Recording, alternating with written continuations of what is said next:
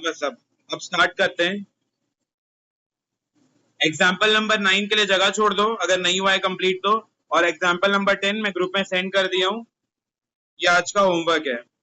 अब अगला हम लोग फोर्थ स्टार्ट कर रहे हैं, परसेंटेज। हेडिंग लिखो परसेंटेज बार डायग्राम।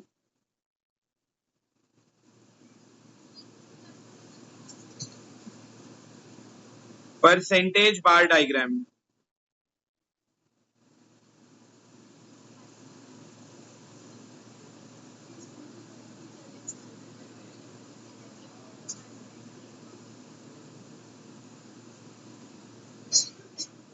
लिखो इसका मीनिंग, ये परसेंटेज बार डायग्राम क्या होता है। ये थोड़ा ध्यान देना है, ये इंपॉर्टेंट है। इसमें हम लोग को परसेंटेज निकालना पड़ेगा, उसके बाद बार डायग्राम बनाना पड़ेगा। तो इसका मीनिंग लिखो, परसेंटेज बार डायग्राम क्या होता है। Are those diagram which show simultaneously different parts of the values of a set of data in terms of percentage। मतलब अब हम लोग को परसेंटेज कैलकुलेट करना पड़ेगा।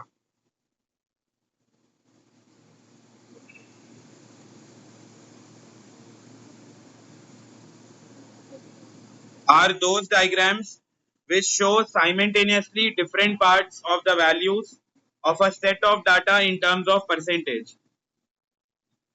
ये मीनिंग याद करना है क्या? ये एग्जाम में इसका मीनिंग वगैरह नहीं पूछेगा, बस मैं ये चैप्टर कवर करना है करके लिखवा रहा हूँ। एग्जाम में मीनिंग नहीं पूछेगा, बस हम लोग को ये याद होना है। इसका कोई दूसरा नाम तो नहीं है, लेकिन बाकियों का जो अलग अलग नाम है वो सब याद रहना है।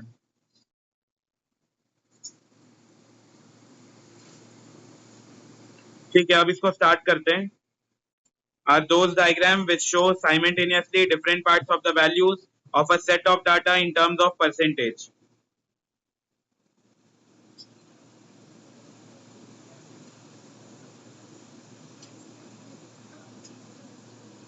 इसका स्टेप लिखो कि इसको कैसे कैलकुलेट करेंगे। स्टेप्स लिखो फटाफट। पहला step number 1, find total for each. जल्दी जल्दी लिखो।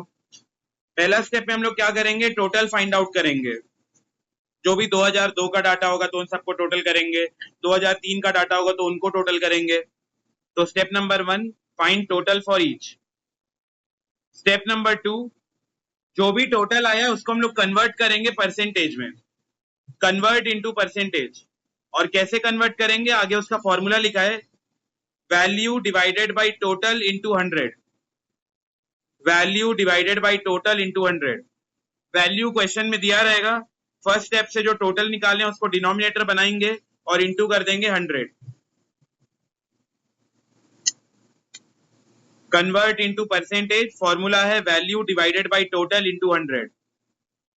फिर step number 3, percent will be plotted on Y axis. जो भी परसेंट होगा इसको हम लोग वाई एक्सिस में प्लॉट करेंगे। Percent will be plotted on Y axis. जो भी परसेंटेज होगा उसको वाई एक्सिस में प्लॉट करेंगे। फिर fourth, draw bars comma height of all will be same. यहाँ पे इसका मतलब क्या है, यहाँ लिखा है बार बनाना है, मतलब वो बॉक्समैन को बनाना है जो रेक्टेंगल बनाते हैं, और लिखा है सबका हाइट सेम रहेगा। सेम क्यों रहेगा सबका हाइट, बताओ। जैसे इसमें क्या बोल रहा है, जो ये वाला क्वेश्चन करेंगे, जब इसमें बार बनाएंगे तो सब सेम रहेगा, कोई भी बड़ा घटे मतलब बढ़ेगा घटेगा नहीं, सब एकदम सेम सेम साइज के रहेंगे। ऐसा रहेगा, क्यों ऐसा? करेक्ट। परसेंटेज टोटल कितना होता है, 100% होता है। तो हम लोग सबका ही टोटल जो होगा वो 100% होगा। इसका भी 100%, इसका भी 100%, इसका भी 100%। इसके अंदर वैल्यूज अलग अलग आएगा, किसी में ये किसी में ऐसा ऐसा वैल्यूज अलग अलग आएगा, लेकिन जो सबका टोटल है वो 100% ही रहेगा। क्योंकि अभी हम लोग बना रहे हैं परसेंटेज बार डायग्राम, और परसेंटेज जो होता है वो 100 ही होता है। जो फाइनल सबका सम टोटल परसेंटेज होता है वो 100 होता है। तो इसीलिए इनका जो बार रहेगा वो सब सेम रहेगा। इसका रीजन है as total of percent is 100, क्योंकि जो परसेंटेज का टोटल होता है वो 100 होता है। इसका एक बार स्टेप्स को मैं रिपीट कर रहा हूं।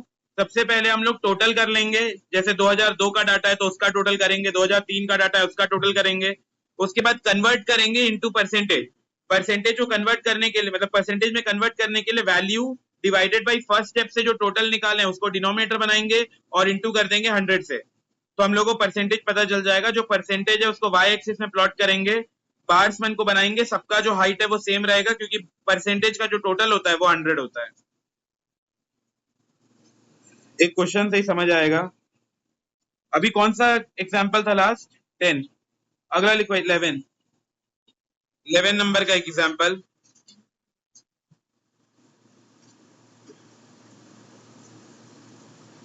ये एग्जाम्पल लिखो।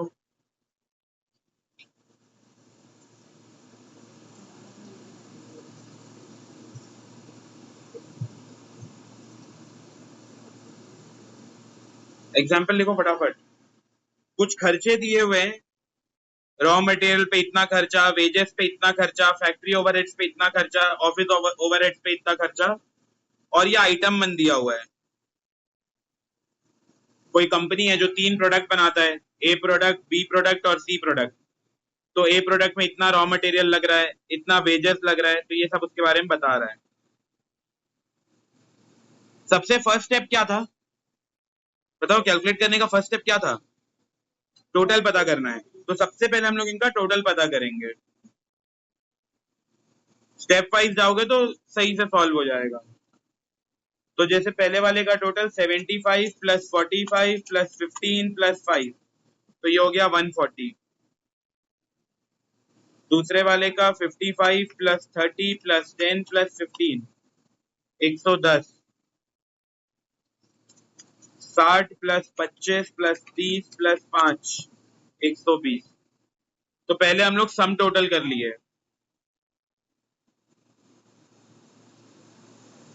जल्दी जल्दी क्वेश्चन लिखो और यहाँ नीचे ऐसे टोटल करके लिख लो। ये टोटल हम लोग को निकालना पड़ेगा कैलकुलेट करके।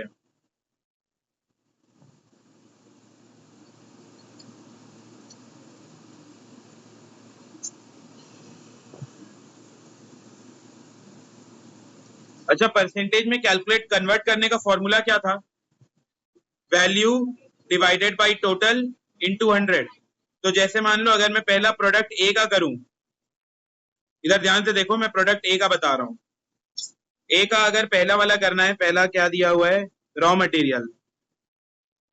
रॉ मटेरियल के बाद अगला था वेजेस। तो बताओ ए का रॉ मटेरियल कितना था?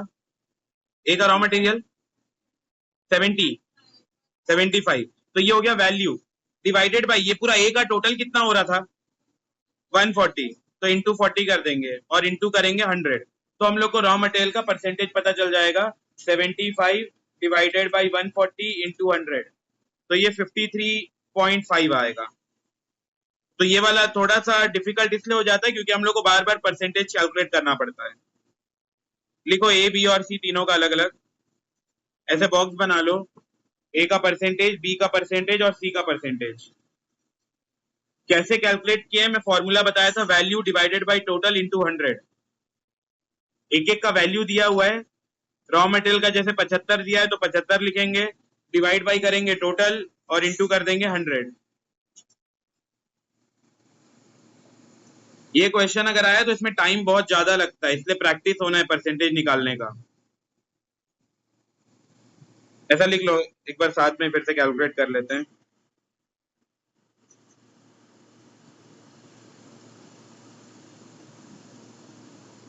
देखो जैसे मैं एक एक करके वापस से कैलकुलेट कर रहा हूं। सबसे पहला स्टेप होता है टोटल करने का, तो हम लोग टोटल कर लिए। ए का आ रहा है 140, बी का आ रहा है 110 और सी का आ रहा है 120। कन्वर्ट करना है परसेंटेज में। परसेंटेज में कन्वर्ट करने का फॉर्मूला होता है value divided by total into 100। ये होता है कन्वर्जन का फॉर्मूला। तो अब इसको कन्वर्ट करेंगे। सबसे पहले देखो ए का करते हैं। ए का रॉ मटेरियल कितना दिख रहा है? 75। तो यहाँ पे हो जाएगा, ये रॉ मटेरियल का है, ये हो जाएगा 75 डिवाइडेड बाई इसका टोटल कितना था? 140 और इंटू कर देंगे 100। तो इसको सॉल्व करके आएगा 53.5। फिर वैसे ही उसके बाद वेजेस का करते हैं। वेजेस कितना दिख रहा है? 45। बताओ 45 को डिवाइड किससे करेंगे? डिवाइड बाई 140, टोटल जो होगा उसी से डिवाइड करेंगे और इंटू कर देंगे 100 से। 45 डिवाइडेड बाई 140 इंटू 100, 32.14। अच्छा ये डिवाइड करने तो आता है ना, वो वाला जो ऐसा डिवाइड करते हैं, इसमें वैल्यूज लिखेंगे फिर जिससे भी डिवाइड हो रहा है वो सब। ये हो गया वेजेस। अगला है फैक्ट्री ओवरहेड,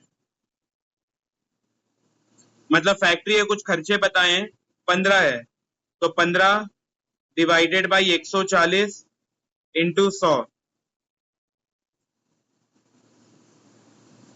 इसको सॉल्व करने के लिए पहले जितना उसको डिविजिबल कर सकते हो उतना कर दो। जैसे 2 के टेबल से कुछ कुछ कट सकता है, 2 के टेबल से 70 बार में आ जाएगा, फिर 2 के टेबल से 50 बार में आ जाएगा, 70 35 बार में आएगा, 50 जो है वो 25 बार में आएगा। तो जितना वो डिविजिबल हो सकता है, जितना डिवाइड हो सकता है उतना डिवाइड करो, बाद में उसको आंसर आ जाएगा।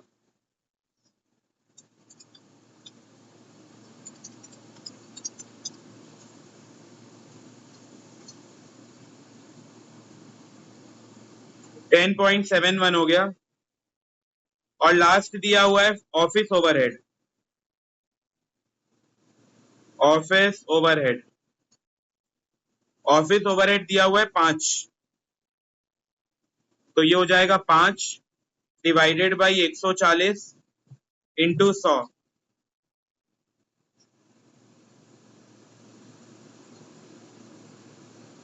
5 डिवाइडेड बाई 140 इंटू 100, 3.57।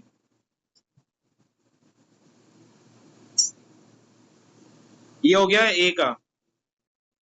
ऐसे तुम लोग बी और सी का कैलकुलेट करके देखो बिना फोन का यूज करें।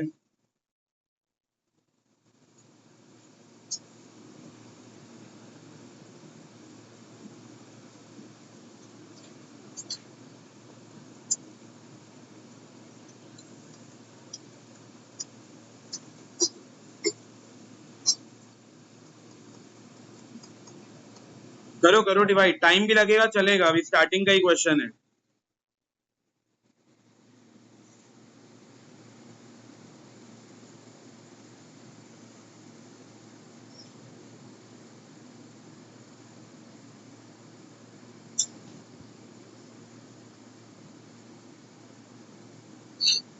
एग्जाम में ये सब चीज के लिए कैलकुलेटर देना चाहिए, लेकिन देते ही नहीं है। जबकि आगे के जितने प्रोफेशनल एग्जाम है सब जगह कैलकुलेटर अलाउड है। इतने बड़े बड़े एग्जाम में कैलकुलेटर अलाउड रहता है, तो फिर 12th 10th ये सब का भी एग्जाम में प्रोवाइड करना चाहिए।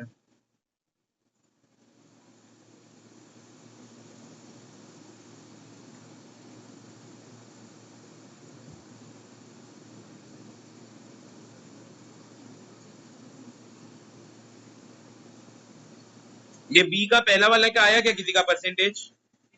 50, हाँ 50 आएगा। 50% कैसे आया? 55 न्यूमरेटर बनेगा और इनका जो टोटल है वो 110 है, और इंटू कर देंगे 100।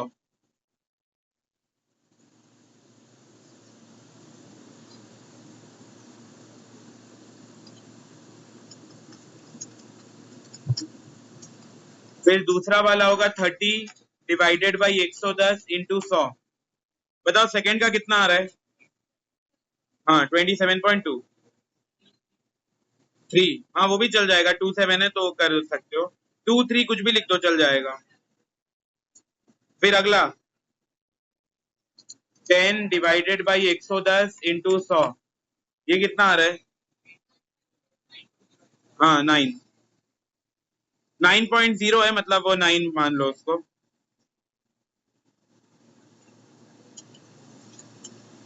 पंद्रह डिवाइडेड बाई 110 इंटू 100,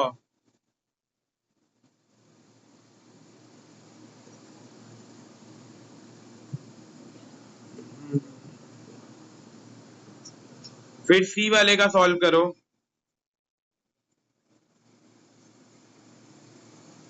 जिनसे अभी परसेंटेज में जिनको डाउट लग रहा है वो दोबारा घर में जाके धीरे से सॉल्व करो, बन जाएगा, थोड़ा टाइम लगेगा लेकिन परसेंटेज निकालने आना चाहिए। बस डिवाइड करना है और इंटू करना है इसमें।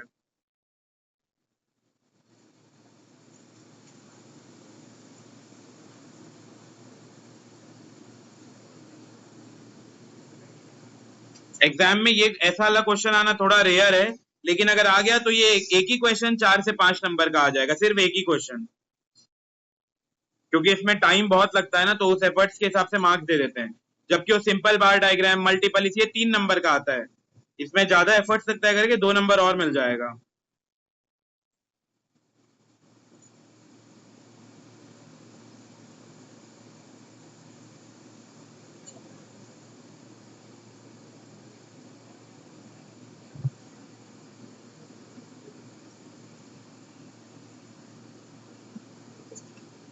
फिर अब सी पे आते हैं। Raw material 60 divided by 120 into 100 कितना हो जाएगा सी का? 50%। तो पहला वाला जो होगा वो होगा 50%। 50% क्यों हुआ? 60 डिवाइडेड बाई 120 इंटू 100। फिर दूसरे वाले का है 25 डिवाइडेड बाई 120 इंटू 100, ये कितना आ रहा है? 20.8। 0 पॉइंट क्यों आएगा? इतना बड़ा फिगर है, 0 पॉइंट क्यों आएगा? नहीं नहीं, वही आएगा 20.8। फिर अगला 30 है, तो 30 डिवाइडेड बाई 120 इंटू 100, 25।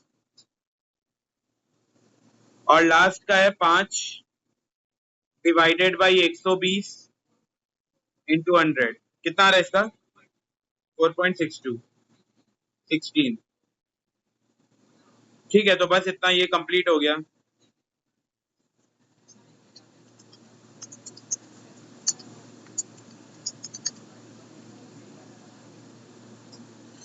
और मैं बताया था ये जो सबका सम टोटल है वो कितना होगा? 100। इसको भी अगर टोटल करोगे तो 100 होगा, इसको भी टोटल करोगे 100 होगा, इसको भी टोटल करोगे तो 100 होगा, क्योंकि हम लोग इंटू 100 कर रहे हैं, मतलब इनका सम टोटल 100 बना दे रहे हैं।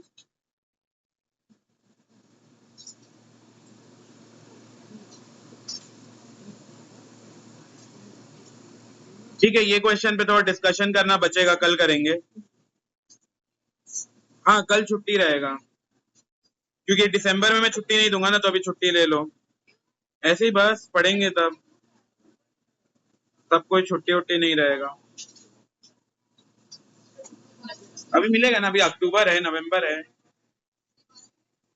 हाँ, दिवाली में भी एक दिन का रहेगा ना। तुम लोग क्या एक साल? कहाँ?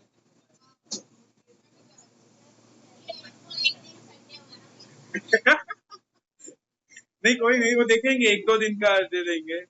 बाकी लोग रिकॉर्डेड रहेगा ना, तो बाद में देख लेना, वो कोई मैं हार्ड चैप्टर नहीं स्टार्ट कराऊंगा। ज्यादा छुट्टी नहीं करना है ना, प्रॉब्लम होगा बाद में।